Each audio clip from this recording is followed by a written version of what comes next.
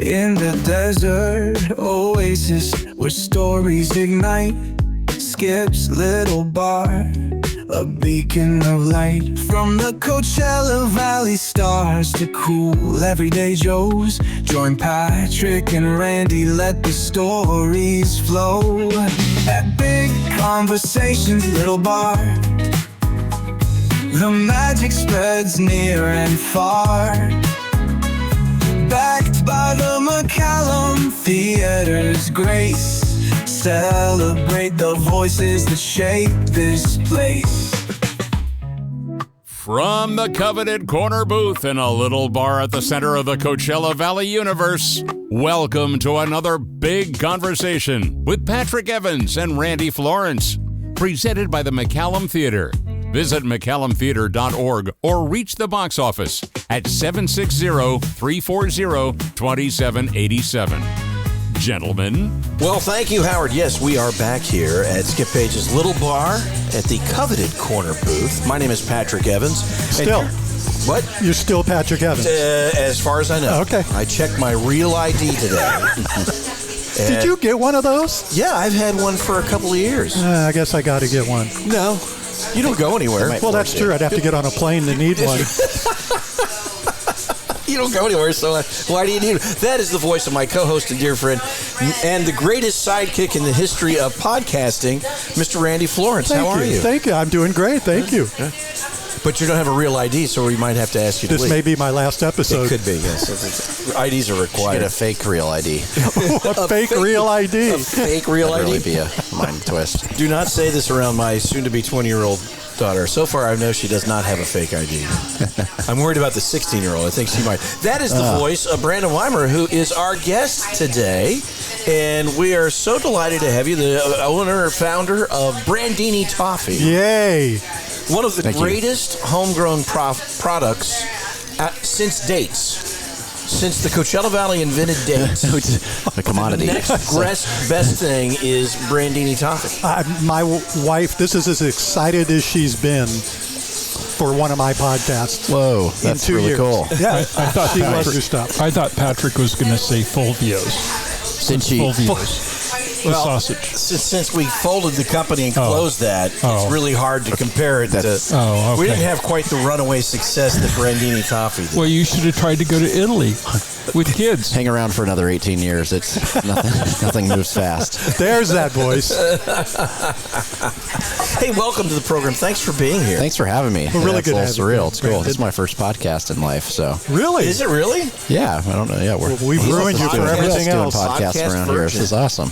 I would think, but I'm really surprised at that because the story behind Brandini Toffee is, it's the sort of thing, it's a Coachella Valley legend now. Thank you. I don't know if there's more in town, or if there are more in town, but I know I've done a couple online that I can never tell if it's really spammy or not, like these companies that are paying somebody to go do interviews and stuff, and I don't know if they're real I have bad podcasts. I news. don't listen to those, so if I do an interview on those, it doesn't feel as legitimate as showing up here and seeing a face. Just want to make sure he wasn't expecting a check. Nothing is more No, legitimate than this. on the contrary, I showed up with toffee so that you're There you go. My your wife's other even half's happier. because I'm sure that was the question. Too bad you didn't get any for yours. Well, So, it's a full bag. Well, then that wraps it up. Thank you for being nice. here. Nice. All right, for those people who don't know, walk us through the origin story. You guys did this basically as a school project to fund a school trip. Yeah. Yep. Student trip to Italy, sophomore year of high school, La Quinta High. I made toffee as a hobby. A childhood friend and I had an opportunity to not study is the wrong term. It was a vacation for a week over spring break with a class trip. And so I made toffee as a hobby, and our parents pretty quickly said, you should do something to help fundraise for that. They really weren't in the position anyways to go spend a couple $1,000s to send us on a week vacation. And so my dad he has an entrepreneurial heart. He was in business, hotel management, but he said, you should sell that product you've been making. And a family friend had taught me how to make it, so I was pretty good at making it. I made it quite often and was really passionate about it. It's 4 simple ingredients. I thought it's pretty crazy that you could just take butter and sugar and sit over a stove for 45 minutes to an hour and then put chocolate and almonds on it, and it literally converted those ingredients into a chemical reaction of turning into hard crack candy. And that was a family friend who taught me how to make it. in middle school. So yeah, I became very kind of nerdy with that recipe, and we started with the website. That friend of mine, her dad was a web designer, so he built a website for us, and that was a place we could solicit sales immediately to friends and family. That was October 1st, 2006, and then we did the Palm Springs Village Fest, that came a little bit later, but that was kind of the big break of showing up and you do this interview in front of, I don't know who it was, if it was city council or who it was, and you're trying to claim why you deserve to be there. And when they gave us that approval, was kind of off to the races, because every Thursday you could go and kind of guarantee $500 a week of sales, which is nice. Wow. Yeah, that's great. Now, a friend in middle school taught you how to make this. It was our family friends. It was a gentleman. It wasn't wasn't a wasn't a 9-year-old kid. It wasn't another teaching child you. who's Hey, come over here. I know how to make toffee. cooking up toffee in the alleys. But no, he was an older gentleman that would stay at our house from Phoenix, because he did some business out here, and he made it at a family gathering. It was just like, hey, I'm going to make this for this get together, and I hung around enough for him to teach me, and then he and I were somewhat in competition early on, where I would send him different updates I was doing with the recipe of changing, whether it's chocolate or almonds, or after starting the company, we changed the cooking temp, which is a really important factor, and we give a lot of that credit to why it doesn't stick to your teeth nearly as much, which That's we important. think's our big plus. I mean, besides the other components, but yeah, we're really obsessed about 4 ingredients and how to not just have the best ingredients, but how to process those and then distribute it once it turns into toffee, how to distribute it meticulously so that it's the same quality when it's now in your fridge or showing up at a dinner table or something like that. Did this become your hobby of choice at about that point, or what else did you like to do? I was an extremely little person as a child, so I don't give any credit to sports. That's, I think most everybody's question, what sports did you play? And we all live that life, right? It was, did you play sports?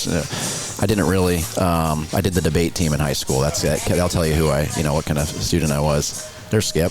There's Skip right there, ladies and gentlemen. Skip Page just walked into the bar. Yeah, debate team for me was something I dabbled with, and I definitely enjoyed cooking. I don't know if I would have been gone towards culinary or not, but yeah, I don't know. Tinkering with stuff, I suppose.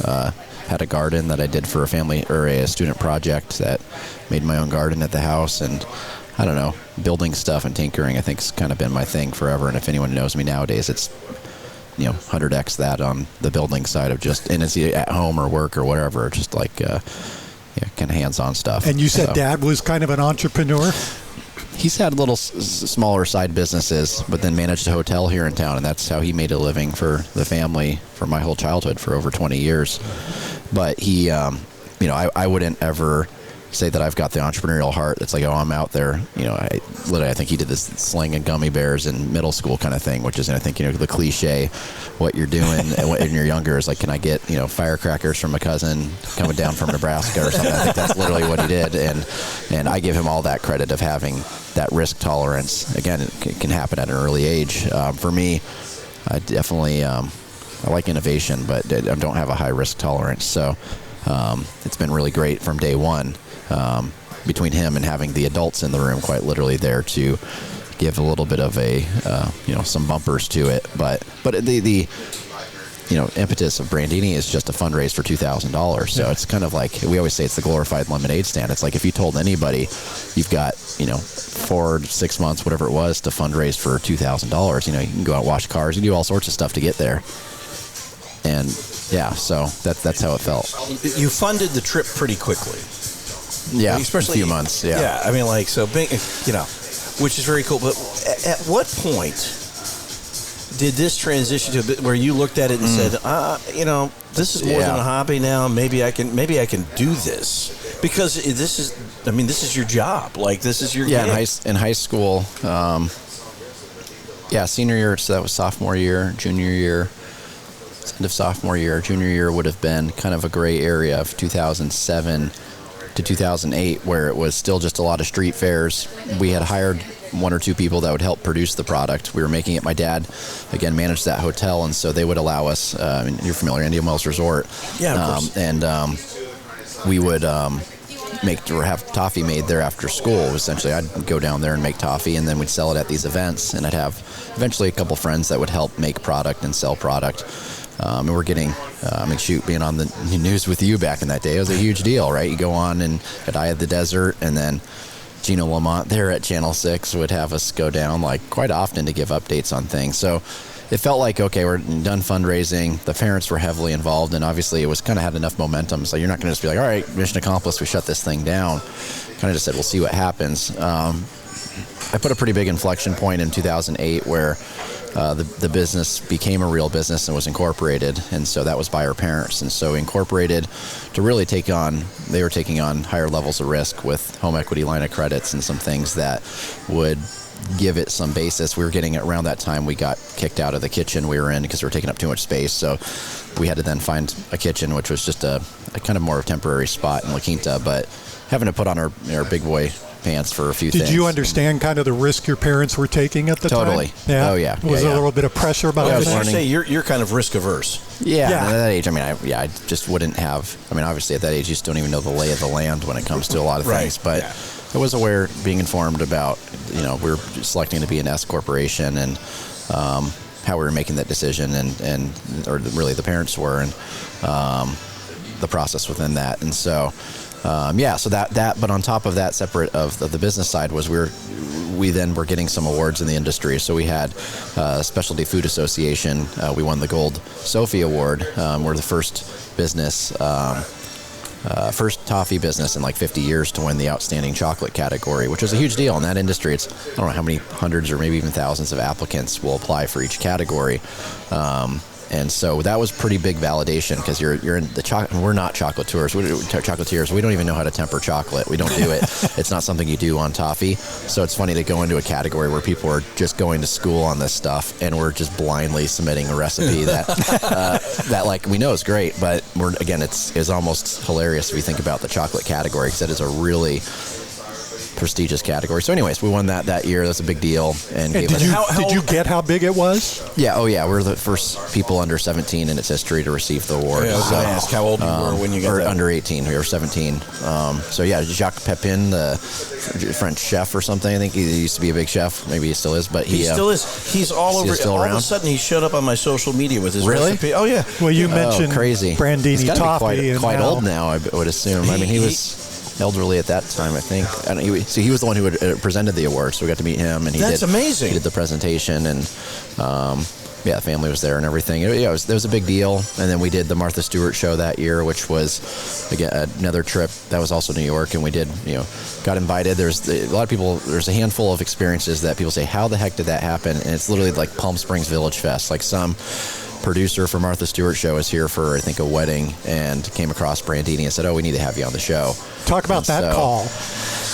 I wasn't me. I don't know. I think it was potentially one of the moms. I think it was one of the moms that had the call. And I don't remember which of us even met her. But yeah, that was a surreal time where you're like, oh, that sounds like a huge deal. This is after prison. That's also the popular question. Martha Stewart's kind of recently fresh out, starting her show back up, and it was very much a popular show at the time. It seemed pre-Snoop. It's big. Yeah. But they would have wanted a lot more toffee. That would have been cool if Snoop was still involved. Yeah. She asked how you could make a shiv out of toffee.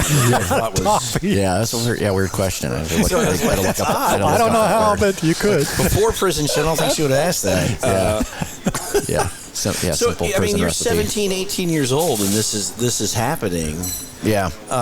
And obviously, you said your parents were pretty involved. The parents were super involved. Yeah, quite literally their business. Yeah, but it was still going into getting out of fundraising, we want to kind of fundraise for college. That didn't happen, but it wasn't like it was instantly profitable, and quite frankly, it hasn't been vastly profitable at all. Welcome to business. It's never no matter how much it grows, it just doesn't get to. You need to keep getting. You're always chasing scale. So food product is the margins are notoriously small. Yeah, after all the overhead, especially if you're manufacturing it. Yeah. So to that point at the beginning, what were some of the most important lessons that you learned about? Let's not do that again. Oh God. I think it's probably over the first decade, I'd say. I can't remember the early years exactly. But I mean, a lot of it's just cash is king. We're in a seasonal valley that we're a seasonal industry, so we do 50% of our revenue in 3 months. So we do, quite a concentration there. And then we do 75% of our revenue in 6 months. And that's no matter what, no matter how much we grow. We're growing 10 times over in a decade or whatever, and it still is that proportion. So there's always this kind of feast or famine mentality where you're in season. Season's very short. You're catching up on a lot of things. You feel a relief for a moment, and then you get to the summertime, and there's 90 days. We literally just shut the facility down now for 90 days. So that balance of cash management while you're trying to reinvest and trying to figure out, okay, are we actually making any money, or are we just leveraging debt improperly? Because the SBA's been the biggest investor in Brandini Toffee as the Small Business Administration, and we've used their products since quite early on, and so and we've been somewhat of a poster child with them as well, and they've just been awesome. And this is before, I don't think people even knew what the SBA was before COVID PPP, but they'll give you some money when no one else will, right? And they loved you guys. Yeah, and so they, for many different finance options early on as we were buying equipment and then renovating our facility and then trying to buy a building that we now operate, and some really big projects that could have just killed us if we didn't move properly. And honestly, we got pretty close to that too. But at least it was an option. And those have been the finance. Running on fumes, growing on fumes is really hard, and that's been the kind of the nature of our business for 18 years. It's the nature of a lot of small growing business. on fumes. It's not all roses from the behind the scenes, but fortunately we've had a product and a brand that resonates and seems to be continues to build momentum. It's not, we've always kind of played the long game of we're not here to be a fad or not here to, I really think our category can be enduring, for many generations. And so that's why it's not rushed in that sense. Got it. All right. I got a cryptic note from my producer, and I'm just going to ask you to tell me what you want me to ask. Oh, I was just going to say, tell us about the Costco deal when that first came together. That had That's to be the word you wrote. huge- That's Costco. Costco. We had somebody that was trying to help us with outside sales. That was a friend, and I think maybe she had a contact at a local store. Somehow, I don't know, I've heard two stories. I've heard that story, and then I've also heard the buyer of Costco for this region, which I think there's maybe 8 regions in the U.S. Each buyer has their own jurisdiction, essentially, and they buy very independently of each other and very little overlap. And so that buyer for this region, which is 50, I don't know at the time, but now it's maybe 50 or 55 clubs within Southern California, she claims her husband got it, I think, as a gift and brought it home, was like, you guys need to carry this. And so this is super early on. I give Costco a lot of credit of being like the local curators. Whole Foods gets a lot of credit and so on as being local shoppers. But this is like 2008. Within our first 2 years, they would have us come in and do roadshow, which is now, if people see Costco, Brandini at Costco, they're usually seeing us shovel out samples to the masses at roadshow, which is just consignment sales. They say you can show up, we'll approve you for these couple items, show up, and whatever you sell is yours, obviously within some shared margin there. And so that was an opportunity for us to have somewhat of a pop-up shop and build a little relevance here at the 2 clubs here in town. And then they eventually let us have an inline item, which means it's just there. Well, at that time it was seasonally. They say, all right, the 1-pound box of toffee is going to be here for holiday. And eventually you prove yourself enough through sales to be there, Q4 and Q1, and then eventually we've closed that gap and we're year-round. And then eventually we had toffee popcorn come in the mix, and that's year-round as well. But that's local and seasonal. So a lot of people, Costco, their brand is obviously phenomenal, and I get way more props for being in Costco than a wholesaler that's mad that they're having to compete with Costco seasonally or something. And I just say it's accretive to the brands for people to find our products in areas that you normally wouldn't see it. When we do holiday rotations, we'll have 15,000 pounds of toffee go throughout Southern California in front of a lot of faces that have never seen it, and popcorn's the same. And it might only be there for a little. We haven't earned our spot year-round at those clubs, and honestly, we never even earn it guaranteed for season. Every season. We've had some years be much better than others. But it's been a huge part of our business and kind of how we've been able to grow in sync with them. We have that same transparency with them on how we know we're not going to be a national Costco product overnight, but if you look at our numbers locally, we are a multiple of their baseline. We're kind of in the unicorn phase here, where we'll sell sometimes more 1 pound boxes through the 2 local stores than we do as a company, anywhere else, and so we kind of create a beast there where they might, move quite a bit. Did it create a manufacturing issue for you? I mean, like keeping up with Costco demand? That's like a surge. Yeah. So, I mean, a lot of similar to the working capital side, if we talk business, some of the kind of second order effect of that is the surge of demand. So you have a surge of kind of leveraging money to get through summer and then get ready for season, because right after the war, when you're at the last lap of summer, which is summer business here, you then just get blindsided with holiday season, again, where we do most of our business. So you need to stock up for that, which we've now started doing much more disciplined. We created built about a 1,200 square foot refrigerator that can stockpile quite a bit for us, maybe about 30,000 pounds of toffee we put aside for season. And when Costco, as long as they give us enough notice, it's good. Last year, love the Costco buyers, but last year they were a little late with it, and so we sprinted. We took on quite a bit of overtime, and that kind of compresses us. Yeah, when we have to put out, I think we put out 3 or 4 53-foot semis in a month, maybe, or 2 or 3 weeks. Where all of a sudden you're going from a mild walk to a semi truck every, I don't know, maybe it's every like 4 days or 5 days. We've had that 2 years ago. We had an awesome year with them where they gave us an opportunity that was across multiple regions. So we had 8 semi trucks. So that was that is 240 pallets that went across to Mexico and several states, and but that was a flash in the pan. That wasn't expected to resonate much longer than that. It was a cool opportunity. As a business, when you're scaling up production, that's got to be difficult, because all the that's huge. You got to your procurement. You got to have enough time. It always starts with packaging. You have to have enough time, because we do all custom packaging. So you say, all right, I need to have enough time to order packaging to receive it in time, and then you kind of back schedule from there and go, okay, well, if I can get it by this day, obviously how many ingredients do I need by that point? And then you typically convert it to batches. You say, all right, I need to produce 500 batches of product for this type of fulfillment, and we then also need to shut off the rest of the business. Usually if it's going with short notice, which we've done a few times, you go, all right, well, we need to have everything else ready, because nothing else can go toward, it's all is going to that for as short of a period as you can make it. And then and then you need to have the labor to help, because we're very handmade. So we'll typically have to expedite our hiring for season, which we do anyways. But sometimes that kind of, is the tail that wags the dog of season, or kickstarts it at least. And then after that, season flows, and we put out, quite a bit within a short period of time. We'll, 3,000 or 4,000 pounds a day will be our flow for maybe 60 days straight.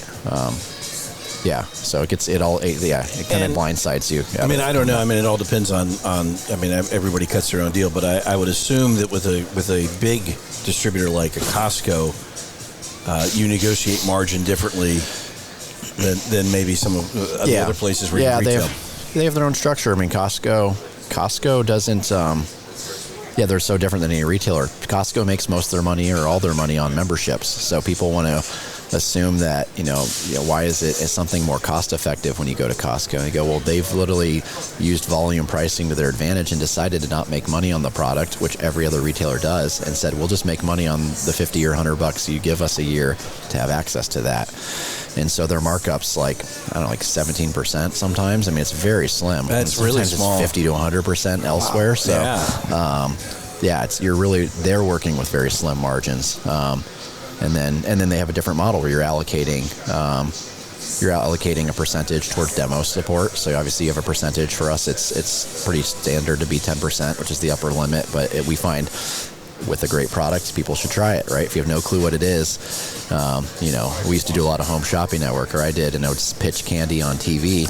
There's no smell-o-vision still, so you'd be there like selling candy to some lady at 2 a.m. in Florida, and you're like, I can't tell you. I can tell you how great this is, but you won't know until you try it. You just have to eat it. And the barrier of entry there is purchasing it, whereas at Costco, you can pass out a lot of product and people get introduced, which if you know us locally, we do it in store. It started at street fair.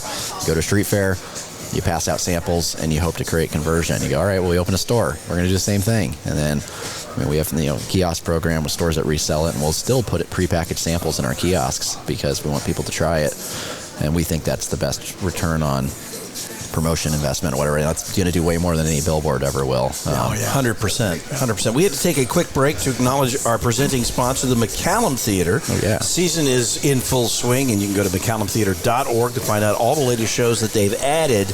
That is the heart of entertainment in the Coachella Valley, the McCallum Theater. Your entertainment, the McCallum.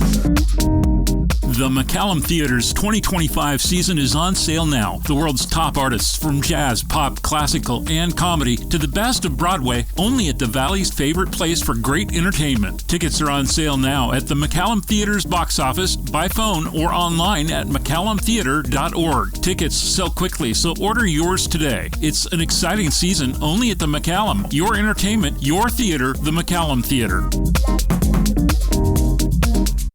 And we are back. Thank you, McCallum Theater, for being an ardent and wonderful sponsor of Big Conversations Little Bar. We appreciate it.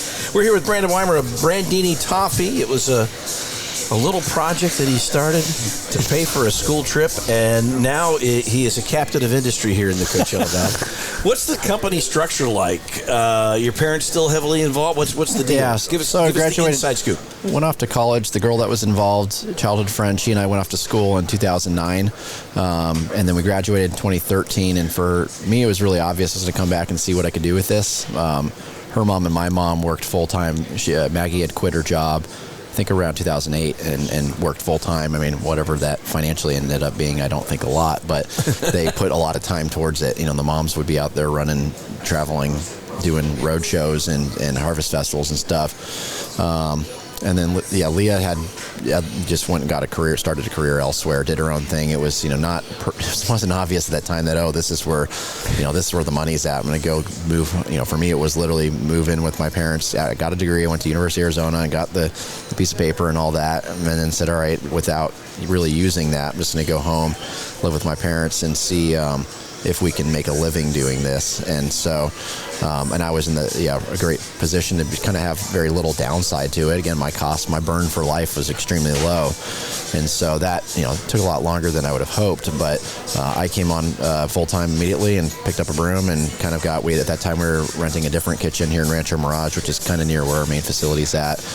And so that was kind of quite a reset for the business where, at this point, and flash forward by now, it's the ownership structure is me, my parents, and Maggie and Justin, and we all have equal part. But I lead most of it because you're the face of Brandini. Yeah, and then I get the fun job of being the face of it. And we took our logos off the packaging years ago, but still, luckily it's cool. Locally, it's obviously it's super rewarding that locally it has some prominence, but then I also love that you can go like 30 miles out of town and nobody knows who the hell it is. So it's like it's great. And so it's cool. Sorry, I keep kicking you. No, it's good.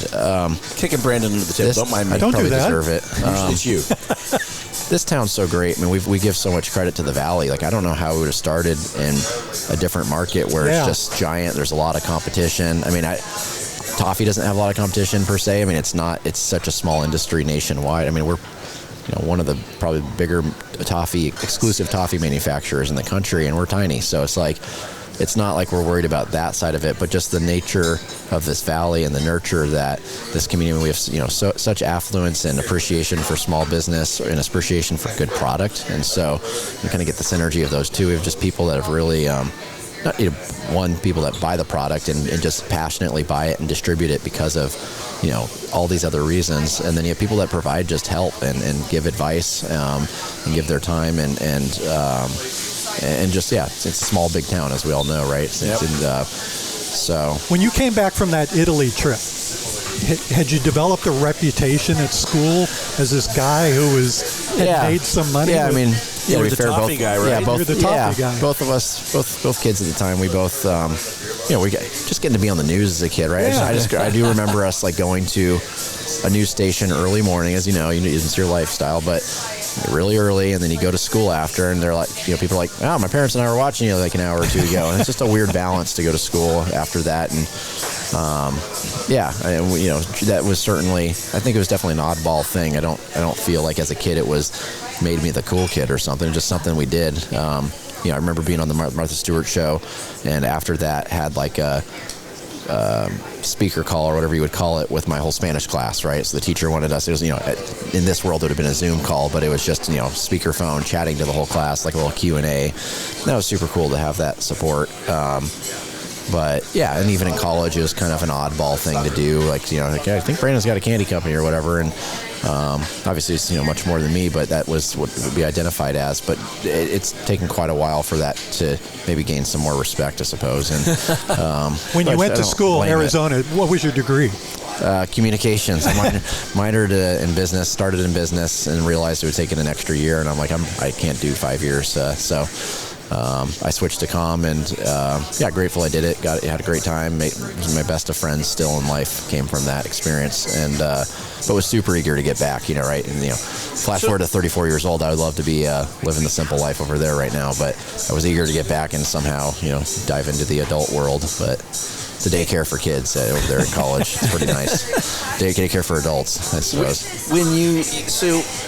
You got a taste of was it the entrepreneurial side, or was it just the dedication to the product because you love the product so much? Or what made you decide to come back and I'm going to do this, and I'm going to see if I can make this my full-time job? My dad's always been super optimistic about. He's just an optimistic guy when it comes to things he thinks will work, it seems. I think he's just pumped it. He pumps it full of hope. I really think he did a great job at that early on. And so for me, I did feel somewhat invincible of having it, self-efficacy of I could figure it out. I don't know business. I took accounting classes. I hate it, but I'll figure it out. And I think I'm decent at it now. But that part of it, and then also I just really love the product. And so as cheesy as it is, I'm you watch enough people eat it and give you rave results. You're this can't just be go to zero, and it can't just be on autopilot. I had no interest in going to get a real job, I suppose. But I don't know. It seemed like the perfect. I didn't question it. I give a grandparent a hard time because one of my grandparents was well, you're supposed to go get your master's and then go work for somebody was the expectation, right? I'm that. I took offense to that. A couple of $100,000. Yeah. So who cares about that? That's not. Everyone's got their own journey, and so anyways, after college, it was and it was quite blindsiding to dive in. That was the first year we stopped growing. We had positive growth for 5-6 years, whatever that was, 5 years straight, and then all of a sudden you get out, you're oh, this is the first year it's just not, there's no wind at its back, and it's not like there's a ton of wind at its back, but it's just negative, and that felt scary, because again, I felt the fire just knowing our parents had risk to this. That was huge incentive. It wasn't I need to go make a bunch of money or something, but but it definitely needed to get to scale or continue to scale. And so we opened a Palm Springs store, or downtown store, in 2014. And that was a huge was that decision. Nerve-wracking? Yeah, that was one of my first big projects, being full-time back, where my mom and dad actually were doing a staycation in Palm Springs and stumbled across, that our spot in front of the Plaza Theater, and said, this is awesome. And we were already thinking about a spot in Palm Springs, but it was that felt serendipitous. And so we reached out and signed a lease and said, maybe, can a toffee shop freestanding do its thing and survive? And we opened in August 2014, the worst time to open. I think we probably did $200 a day, but yeah, that was a lot of trying to do both sides of run the operations side. And I remember definitely took a few naps in my office kind of thing, and trying to do, I'm trying to do a production, run that side of the business, figure that out, and then dive into managing the retail store, and then eventually got some management that has helped a lot, and figuring that out. And that that store's been huge for our brand in the business. A lot of people only know us from that store. Well, it's in such an incredible location. It really is. Foot traffic is amazing. Location's everything. So you get a lot of. So, are you now more? I know you're the face, and you get to do fun things like podcasts. This is cool. Do you lean in more into the operations side and the manufacturing, or do you lean more into the retail management side? My dad's come on full time 5 years ago, and he's helped me a lot on the human resources side and some of the operations. So he and I we have 2 offices, but we have a little pocket door between them, and we've really found our niche where there's certain things that people know that he's there to help with. That's all stuff I was very involved in, and I'm still aware of, but at least don't need to be the point of contact. we have great, and so that includes typically store management, but we have great store managers. I mean, we have 3 stores now, Rancho Mirage, Palm Springs, and Desert Hills, Cabazon, and so those aren't high touch. I mean, I'm doing stuff for those stores from a computer of updating their pricing and running when we're in promo periods. I'll be doing the communications to those stores. And production side, I'm very much into like the engineering side of our business. So I do, and which kind of started with making the recipe, obviously, right? So when it's the manufacturing processes and equipment, when we're bringing in new equipment and fine tuning that, or really just fine tuning the process, I think we've been leveling toffee on a big cooling table now for over a decade, and I still will go in there and we're trying to find ways to do that better. It's the same process, but we're just tweaking out on the tiniest of things, and it continues to make a better product, a more consistent product. And then when you need to scale or bring in new production capacity, then I do a lot of that as well. We have a consultant. We actually have a guy that used to be retired like 4 years ago as the chief engineer for C's Candies, and he lives here, and so he's a friend of a friend, and he consults with us and will help me make some really cool. We don't buy a lot of equipment, but when we do, he's really a phenomenal resource. Is that the hardest part of the product itself? Is the consistency?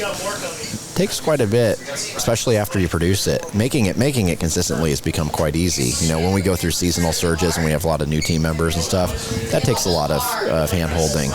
But when we're when we're distributing it and you're selling it at places and you're saying, okay, I'm trying to find a way, like we're trying to make lemonade with the lemons of toffee, being that toffee normally is sold at room temperature, and that's kind of just the worst thing you can do right off the bat because it has a terrible crunch. It has that grit to it. It's butter based. It just doesn't have a good feel, and technically it will have a good shelf life because toffee has no water content. It's boiled out, so you have butter, sugar, chocolate, and almonds. But then from a quality perspective, it should be refrigerated, and that gives it the best crunch. So you've basically just shut off 90% of retail buyers and stuff who are like, I'm not going to refrigerate candy. It just makes no sense, and they don't have real estate for it anyway. Right. So no room in the fridge. Yeah, there's we don't have a spot for that. But we've really tried to invert that, and you'll see here in town, we put our refrigerator, we call it the kiosk, but we have a fridge that we'll put in, and we deploy the fixture. It's about $1,000 investment, and we put it in. As long as they give us the space for it, which is 4 square feet, we think it's the best investment we can make. And so we have about 100 of those locations now, and they're throughout. Definitely throughout some California, but we have one in Alaska, and just have one shipping tomorrow to Oklahoma, and we got them throughout, right? They're kind of all around, but not with density. But that's hard to do where you say, okay, now we have all these places that are like little micro stores. It's just a fridge, but you want to make sure the product they're buying there is great. And so a lot of that is with inventory turn, and I don't have sales reps out there, so it's really just touching base via email. So I do a lot of that hand holding with our accounts. I'd go. Sales. I'd sell the toffee. I'm all over I that. need it. We're ready for Oklahoma tomorrow. That's right. I thought you said Oceanside. I'm sorry. That's also important. Your 4 square foot fridge that you provide, make sure that your branding is correct. It's great. Yeah, it's kind of you guys know that Perfect Bar, it's literally called the Perfect Bar, but it's that health nutrition bar or something. They I think really cracked the code on this, where if you go to, or at least in my opinion they did, if you go to a grocery store, go to Sprouts or something, and look at the health food bar section, and there's 200 items, right, or something. It's just overwhelming. And their pitch, and I don't know if it was by necessity or not, but their pitch was, no, sorry, we need to be refrigerated. So they got their entire own little section. They're up on their own throne. And funny enough, now a bunch of people have created products that need to be right next to them, obviously, because they're like, nope, we need the quality, or shelf life's extended, whatever it is. And so I really think there's a good tactic there where you're not stooping down to, buyers can always want the longest shelf life possible, 9, 12 months, whatever, at ambient temperatures. And you go, well, we can get the shelf life, it just needs to be cold. And they'll say, well, technically I'm selling other toffee at room temp. And I said, well, that's because it's inferior toffee, so you should just sell it refrigerated, and that guaranteed will help. And then obviously we'll take some pride in how we make our product and the ingredients and all that, but really it should just be kept cold. There's certain products that are just better refrigerated, it's a better crunch. Yeah. How close are you to the original recipe?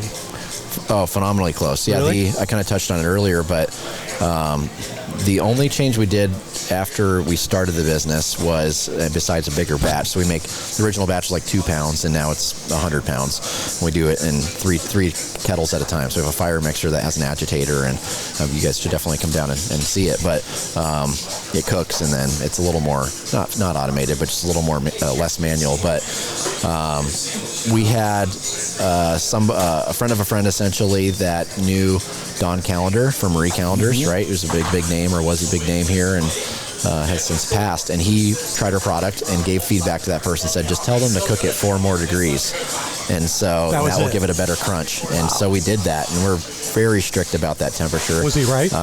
Totally, it helped, yeah. And so that was the biggest update we've ever done, and we give all the credit to him on that. After that, it's just scaling the batch. You know, I've updated, you know, the exact amount of chocolate to put on it so that it's weighed, not just eyeballed, so we know exactly how much to distribute on a batch. And then almonds, same thing. But if it's a roasted almond, you chop it, and it's the same. It's better quality butter. I think we bought Kirkland butter early on. We use Challenge butter, which is, I think, the best you can buy, and C&H sugars, all same sugar. Guitar chocolate, that we kind of stumbled into their options early on because they distribute through Cisco, which is who we ordered from. We're like, I don't know who they are. Well, they're like the biggest chocolate wholesaler on the West Coast, and they do phenomenal chocolate. I mean, See's Candy, for example, doesn't make chocolate. They melt guitar chocolate, and then they put it on their products. So it's very uncommon to be the bean to bar, you know, movement right now is not what toffee manufacturers are planning on doing, I don't think, is making their own chocolate. You know, I'm not going to start a dairy farm and start churning butter either. So it just doesn't. So no breaking news. Our goal is to, we used to have the math, though, of how many, again, we're small, but it was still fun to do the math on how many dairy cows it would take to maintain our volume. And it was like a whole pasture or something. It was quite impressive. Well, if you could get, it's kind of fun. The Brandini logo on the side of the cow. Oh, I mean, a big brand. Yeah, giant. I'm sure they'll love it. A Brandini brand. I'm not talking about a brand. I'm thinking maybe like spray paint. I don't want to hurt the cow for haircut. We'll find a groomer that can shave that in. It's much better to spray paint them. Yes. I'm sure there'll be some stem cell technology soon that could just grow that on the side of them. Just grows right in there. So do you have anything that you'd like to make? Do you have new products coming out? Yeah, I mean, so we stumbled into popcorn. Now it's been a long time, but some guy at a street fair said, and this was direct to me, was like, take your toffee and coat it over popcorn. I know I'm not answering your question entirely. He's avoiding it. No, but I like thinking about the popcorn. It's a soft no, but no, there are a lot of ideas. But so popcorn is the only other time we really innovated. And like, funny enough, that's half our volume now. We produced, 130,000 pounds of popcorn last year, I think. And that's just toffee popcorn. It's the same toffee, coat over popcorn, which is really quite a bit to figure out how to do, because toffee's so viscous when it's cooked. Before it solidifies, it's still liquid, but it's not your normal liquid. It's somewhere between honey and peanut butter, perhaps. Woof. And that's heavy. So to get that to coat over, it takes some unique engineering. But and I must have ate like a quarter of that. Last year. Well, you do a lot of. We have some here. You do a lot of donating to charities, because I've gone to a number of events, been to a number of events, and I come home with these small packets of Brandini. 50 or 60 small bags. I steal them from other people. Are you kidding me? It's like a piñata. Most people don't leave that. They'll walk out with it. That's true. So I have to physically remove it from their person. Well, yeah, and you attend more events than anybody I know, and you do give a lot of your time to those same causes, which is, I know they're forever grateful for. Well, I've eaten a lot of Brandini Toffee this year because of that. On the popcorn, it's been fantastic. Thank you. What's the next product we can look for? Yeah, so we are back to the product question. There are some things we have like kind of on the back burner that I have a lot of. I mean, we got 10 other items that would be really cool.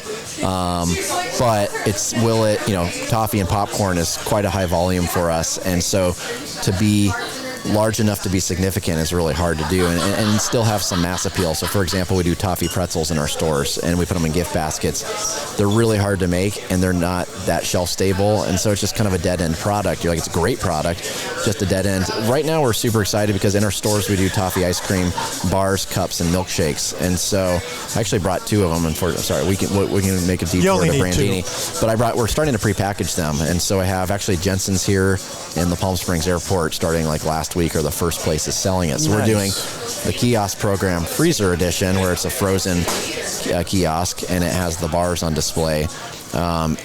And then that's kind of inspired a whole different chocolate dipping sauce that I think I'm onto something with it, where I'm doing a kind of toffee chocolate sauce that once melted and you put on ice cream, or like family I'm giving out to is putting on bananas and fruit and whatever, turns this really nice toffee shell. And so I'd like to offer that, I think, probably in store for our products, for ice creams, but also just a prepackaged. We want to have the chocolate we do on our ice cream available for taking home.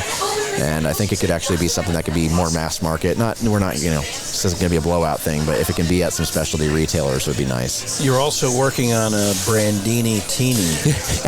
yeah, as a Brandini. Yeah, it's like you knew too much before we started this conversation, or it's just the universe telling me that we should find a way to do it. But yeah, it'd be fun to have locations in town that back way back when we started, we had, I think it was the Cliff House did do a Brandini teeny.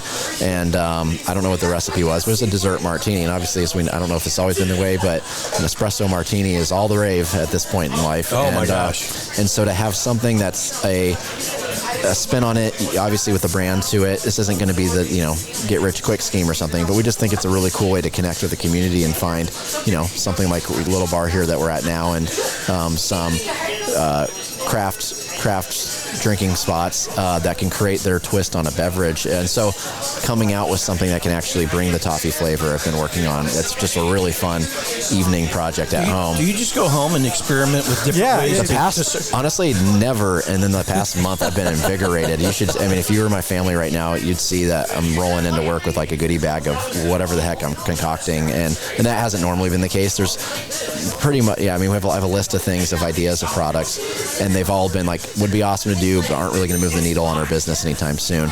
But some of these are kind of just passion projects. Like I think we want to get into espresso in our stores, doing espresso-based beverages, starting in our Palm Springs store, because the Plaza Theater's going to be renovated this fall. So we know we're going to have to position ourselves better there. And honestly, our logo looks like coffee.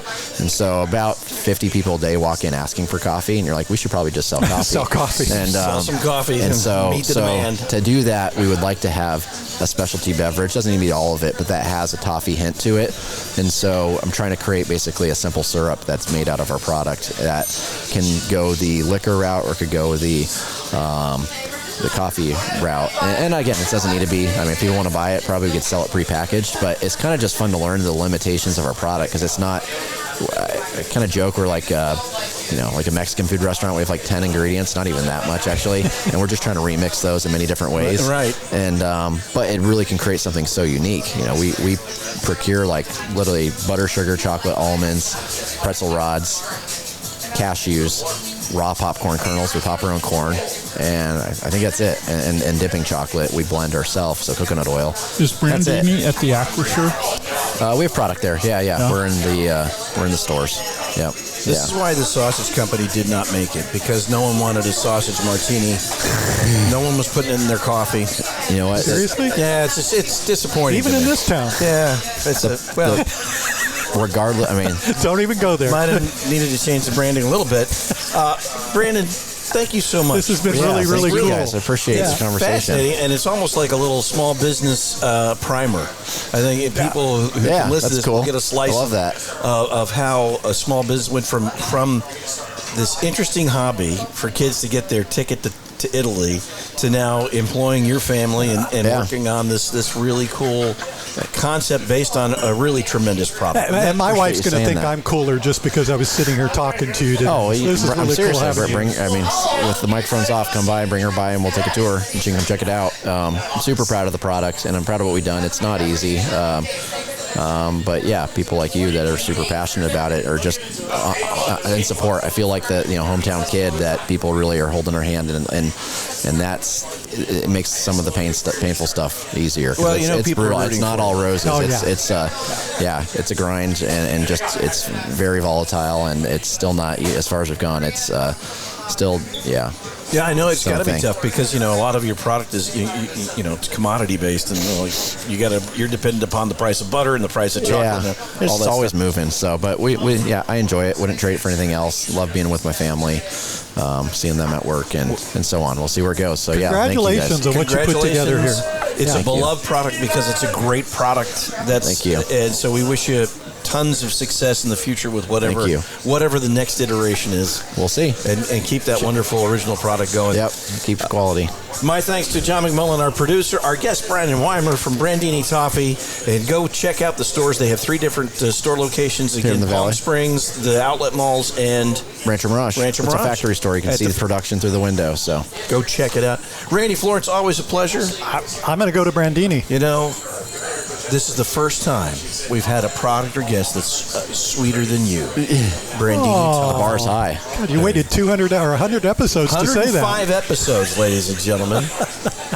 I'll come back. I'm gonna need I'm to gonna look make at that. John Who else edit. has been on the show? I think the bar's pretty high. I'm going to make John edit that out. Thank you very much for tuning into this edition of Big Conversations Little Bar. Remember to subscribe so you never miss a conversation. Our thanks to the McCallum Theater. Our thanks to Skip Page and Little Bar and the entire team here. I'm Patrick Evans. Listen every week.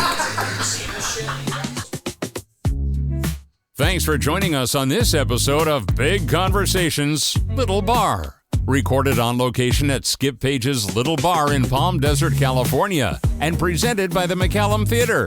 Online at McCallumTheater.org. This program is a production of the Mutual Broadcasting System. All episodes are available from BigConversationsLittleBar.com and most major podcast portals. Meet your neighbors, fascinating and grand. Each conversation, a wave on the sand.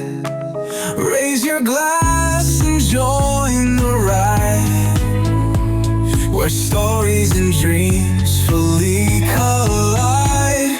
At Big Conversations Little Bar, brought to you by McCallum, our guiding star. From movie, stage, and TV's delight, join us for a captivating morning, noon, or night. So gather round at Skip's Little Bar, where stories travel from near and far. Big conversations where they unfold, with Patrick and Randy, tales retold.